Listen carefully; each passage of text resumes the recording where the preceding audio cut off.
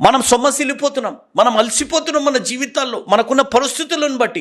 కానీ దేవుడు అలసిపోలేదు నీ పాపపు జీవితాన్ని బట్టి, దేవుడు సొమ్మసిల్లలేదు నీ పాపపు జీవితాన్ని బట్టి. దేవుడు ఇంకా నీ వైపు చూస్తున్నారు, నువ్వు ఎప్పుడు తిరిగి వస్తావని.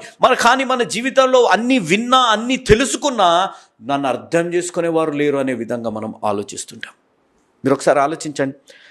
ఈ వాక్యం ఎవరైనా వింటుంటే, తాగేవారు ఎవరైనా వింటుంటే, వారు వినకపోయినా మీ వీడియోని వారికి పంపించండి. తాగేవారైనా ఎవరైనా వింటుంటే, నేను చాలామంది దగ్గర విన్నాను, మేము తాగము ఏం చెయ్యం కాబట్టి. నేను చాలామంది దగ్గర విన్నది ఏంటిదంటే, తాగే దగ్గర అంట మంచి స్నేహాలు బలపడతాయంట.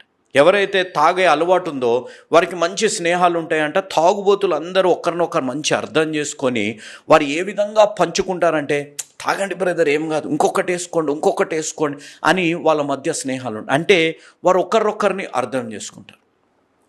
ఈ ఒకరిని అర్థం చేసుకుంటారు తాగుబోతులు. కానీ